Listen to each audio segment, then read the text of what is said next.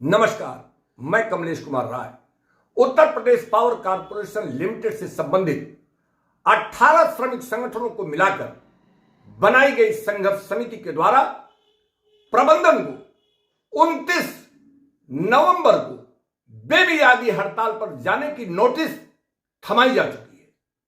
दूसरी तरफ विद्युत मजदूर संगठन की तरफ से भी 28 नवंबर को अपनी मांगों को लेकर आंदोलन पर जाने की नोटिस दी गई थी, लेकिन यूपीपीसीएल प्रबंधन के चेयरमैन एम देवराज और विद्युत मजदूर संगठन के नेता आरएस राय के बीच हुई वार्ता के बाद आश्वासन के आधार पर आरएस राय के द्वारा आंदोलन की अपनी नोटिस वापस ले ली गई है।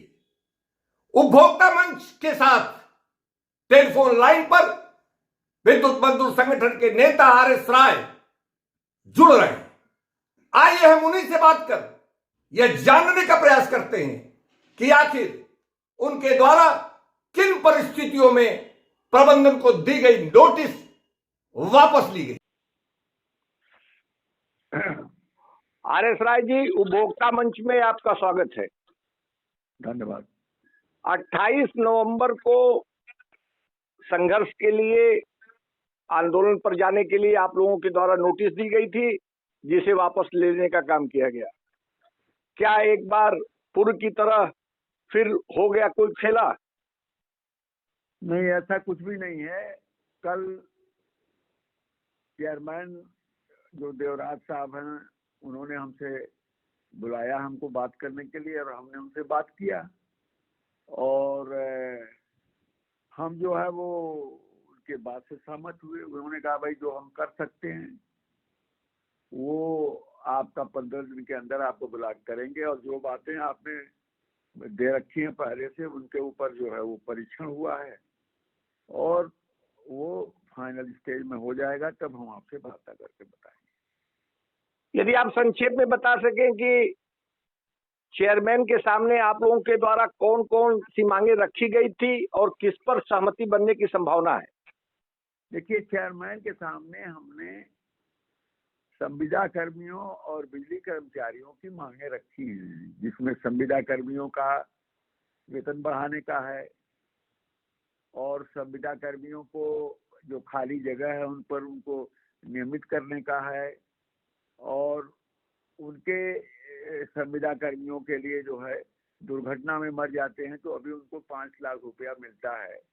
हमने उसमें मांग रखी है कि 20 लाख रुपया इनको मिलना चाहिए। इनका वेतन अगर नियमित के बराबर नहीं हो रहा है तो भी जो श्रमिक है सीढ़ी लोटा उसको 22,000 और जो लाइनमैन का काम करता है SSO का उसको 25,000 मिलना चाहिए। ये सब मांगे उनके सामने हमने रखी है और इसके ऊपर उन्होंने विचार करने का हमको आश्वासन दिया है और हम उनकी बात से सहमत हैं, क्योंकि वो एक ईमानदार अधिकारी हैं और सबसे बड़ी बात है कि हम संघर्ष समिति के साथ नहीं शामिल हो सकते, क्योंकि संघर्ष समिति का जो एजेंडा है वो दिखाने के लिए कुछ और है और हिडन एजेंडा कुछ और है। हम देवराज हटाओ जो है वो अभियान में कतई नहीं शामिल हो सकते, क्योंकि वह एक अच्छे अधिकारी हैं।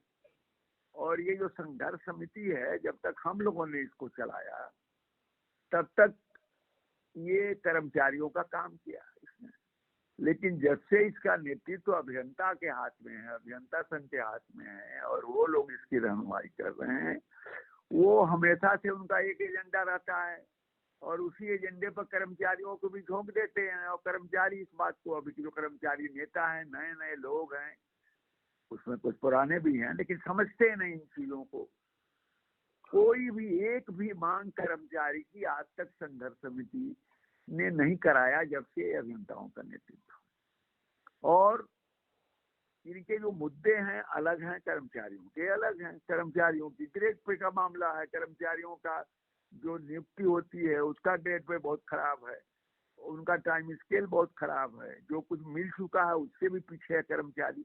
लेकिन वर्षों से ये किस्सा चल रहा है और हमेशा से ये जो अभियंता संघ इसका नेतृत्व कर, हमेशा से आईएएस, इन्होंने आलोक कुमार को हटाने का अभियान चलाया, इन्होंने अरविंद कुमार को हटाने का अभियान चलाया, और अब ये देवराज को हटाने का अभियान चल रहा है। हम इसको कतई नहीं समर्थन कर सकते, क्योंकि वो एक ईमानदार अधिकारी हैं, वो मशहूर हैं ईमानदार अधिकारी, और उनके में हमें तो कोई खराबी नहीं नजर आती। हाँ, वो कड़ाई करते हैं, तो वो कड़ाई कर रहे हैं अगर, और अधिकारियों के साथ ऐसा बताते हैं लोग कि साहब वो वीडियो कॉन्फ्रेंसिंग में कुछ ऐसा बोल जाते हैं जो उचित नहीं है। लेकिन ये जो हमारे इंजीनियर हैं लोग, ये लोग तो हमारे हमने आग्रह करा रखा है कि एमडी जो है वो निकालेगा, उसके अप्रूवल से निकाला जाएगा, लेकिन आए दिन कर्मचारियों को कोई न कोई बहाना बना करके निकाल देते हैं। वो कर्मचारियों से उसके कई गुना बदसलूकी कर रहे हैं। तो हमारे साथ ये है कि हमारी कर्मचारियों की मांगे हैं, हम निजीकरण के विरोध में हैं। निजीकरण की लड़ाई होगी तो उसका समर्थन, उसका साथ हम भी देंगे। संघर्ष समिति का कहना है कि वो संविदा कर्मियों के नियमितीकरण की मांग कर रहे हैं और आरएस राय इससे अलग मांग कर रहे हैं। वो कह रहे हैं इनकी केवल तनख्वाह बढ़ा दी, इनका मानदेय बढ़ा दे, दोनों में फर्क है। संघर्ष समिति ने, मैं संघर्ष समिति में शामिल हुआ था, संघर्ष समिति के आज जो नेता हैं उन्हीं के कहने से, लेकिन उन्होंने अपना 2007 का वेज रिवीजन ले करके संविदा कर्मियों की मांग पर कोई बात ही नहीं किया, और हमने फिर संघर्ष समिति छोड़ दिया। हम वो कह रहे हैं कि हम इनको रेगुलराइजेशन की बात कर रहे हैं। अरे भाई, वो बात आप कर रहे हैं जो संभव नहीं है। सरकार ये सरकार करेगी ना, सरकार जब अनुमति करेगी तब होगा। हमने मांग उठाई है, वो गलत बोल रहे हैं। हमारी मांग में है, 12 मांग है जो संविदा कर्मियों की है कि 5 वर्ष से ज्यादा जिसका अनुभव है उसको नियमित किया जाए। हम उनके वेतन की भी बात करते हैं, उनके बीमा की भी बात करते हैं, उनके सारी चीजों का बात हम कर रहे हैं। और संघर्ष समिति तो दिखावे के लिए, संघर्ष समिति कर्मचारियों की मांगों पर नहीं कुछ करती। ये संघर्ष समिति जो है उसने अगर कर्मचारी की कोई मांग कराए तो भाई, संविदा कर्मी तो उसके उन्होंने केवल इस्तेमाल किया है कर्मचारियों का, और वो संविदा कर्मियों को भी इस्तेमाल करना चाहते हैं। आरएस राय जी, जो बीसी की बात हो रही है, सुबह 9:30 बजे से चेयरमैन की बीसी के साथ ये कार्यक्रम शुरू होता है और शाम के 8-9 बजे तक कम से कम 3 से 4, 5 बीसी होते हैं। तो क्या इसके चलते आपको नहीं लगता कि अधिकारी भी प्रताड़ित होते हैं और आम उपभोक्ताओं का काम भी प्रभावित होता है? इसको आप नहीं मानते? देखिए, अधिकारी प्रताड़ित नहीं होते हैं। वो वीसी जो करते हैं वो एक क्षेत्र का करते हैं, एक डिस्काम का करते हैं, फिर दूसरे डिस्काम का करते हैं, और वो अलग अलग क्षेत्रों का समीक्षा करते हैं इन चीजों को लेकर के। ये इसको अगर बंद कर दिया जाएगा तो कोई फीडबैक है क्या? फीडबैक कोई नहीं है। और उपभोक्ताओं के जहां तक काम नुकसान की बात है, उपभोक्ताओं का काम इससे नहीं होता है। अब आप कहिए कि हम ईमानदारी से काम नहीं करेंगे, और जो ईमानदारी चाहता है आपसे, जो राजस्व आपसे बढ़वाना चाहता है, आप कहिए कि वो हमसे कड़ाई कर रहा है।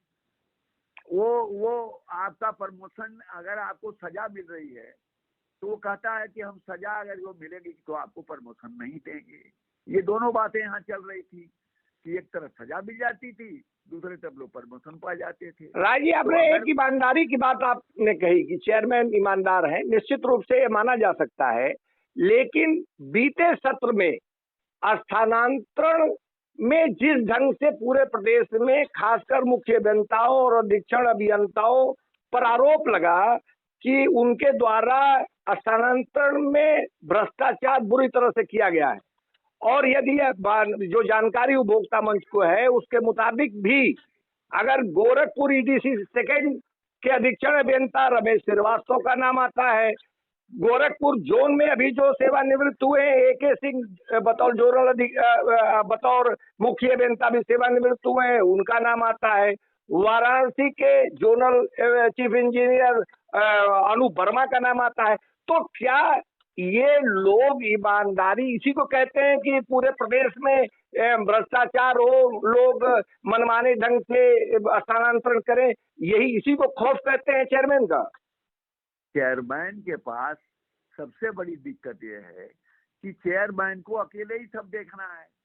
वो स्थानांतर में अनियमितता करने वाले लोगों को पकड़े या जो बड़ी बड़ी चोरियां कर रहे हैं उनको पकड़े। जो बड़ी बड़ी चोरियां कर रहे हैं और चोरियों में लिप्त पाए गए हैं और उनकी जांच पड़ताल कोई चेयरमैन नहीं करते हैं, वो कमेटियां भी इंजीनियरों की हैं और उन कमेटियों से जो लोग आते हैं उन्हीं को सजा देते हैं, तो हाथ तौबा मच जाती है।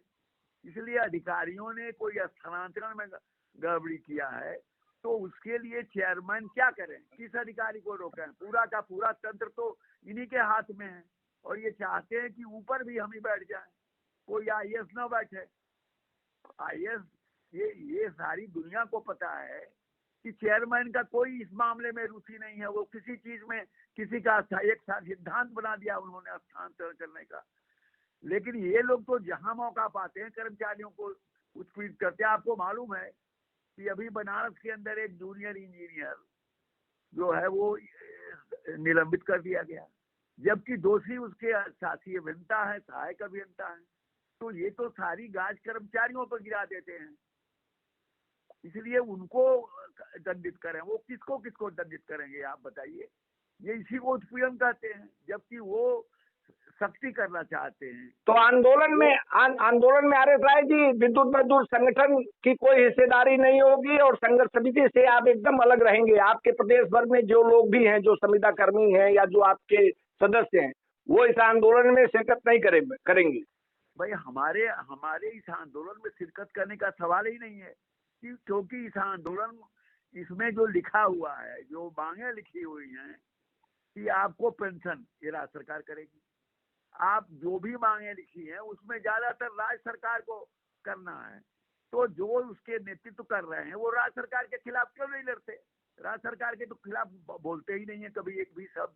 वो तो कहेंगे मंत्री हस्तक्षेप कर दे, ये सब बातें करते रहते हैं। वो तो चेयरमैन हटाओ, हम देवराज हटाओ अभियान में शामिल नहीं होना चाहते हैं और इनका एजेंडा है देवराज हटाओ। चले हम आपसे फिर इस संघर्ष के दौरान आपसे फिर से बात उपभोक्ता मंच करेगा। उपभोक्ता मंच से आपने बात किया, इसके लिए आपका बहुत बहुत धन्यवाद।